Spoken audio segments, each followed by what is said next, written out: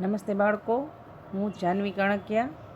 આજે આપણે ધોરણ 1ની હિન્દી પ્રવેશિકામાં થ વિશે શીખીશું. એને ઓળખતા શીખશું અને એને કેમ લખાય એ આપણે શીખીશું.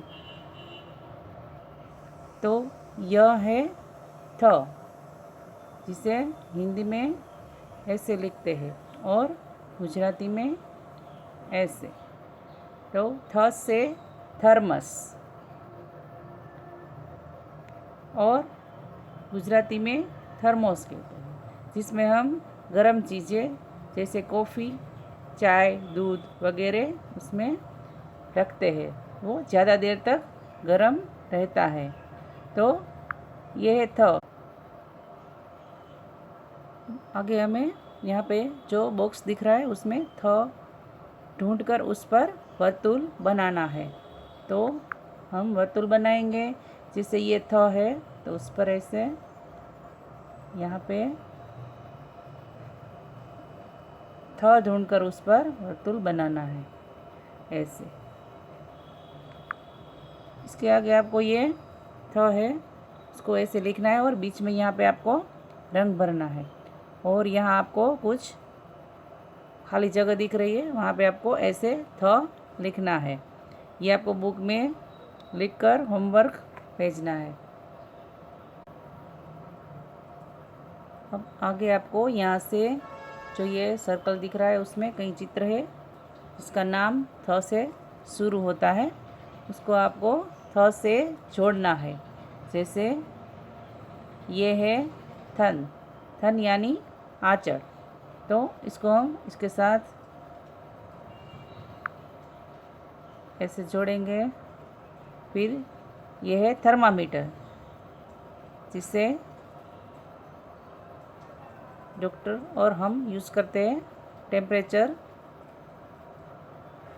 मापने के लिए. और ये है थाली जिसमें हम खाना खाते हैं. और ये है थर्मस. तो यहाँ पर आपको ऐसे थ से शुरू होने वाले शब्दों को जोड़ना है. अब यहाँ पे आपको कुछ शब्द दिए गए हैं जिसमें थ आता हो, उसके नीचे आपको लाइन बनानी है यानी रेखा खींचनी है.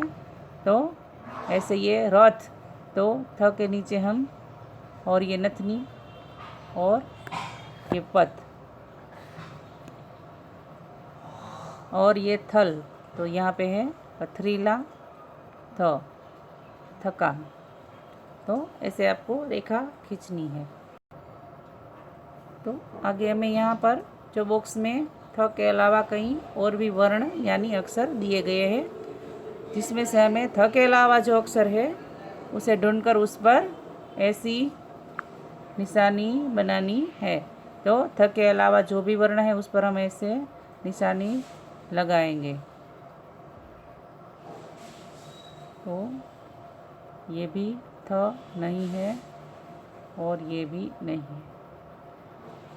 चित्र दिए गए हैं और उसके नीचे उसके नाम लिखे हैं.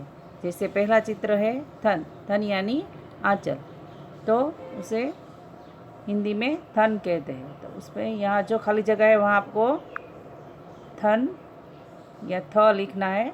और ये है थर्मामीटर, जो टेम्परेचर नापने के लिए हम उसका यूज़ यानी उपयोग करते हैं. बुखार आता है तो हम इससे टेम्परेचर नाप सकते हैं. तो यहाँ पे आपको थर्मामीटर है उसमें यहाँ थ लिखना है. और यह है थानेदार.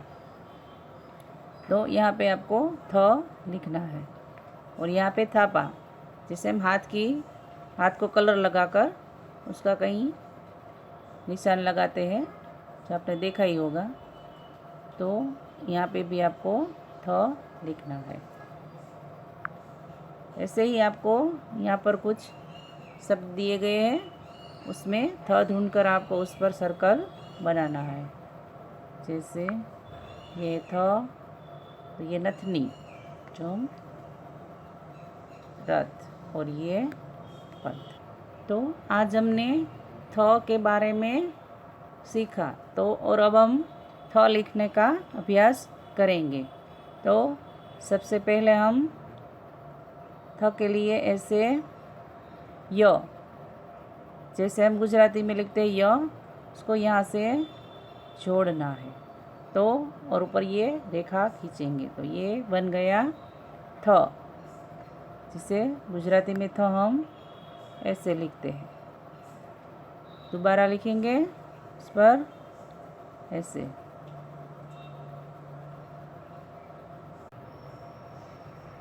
तो आज हमने सीखा थ,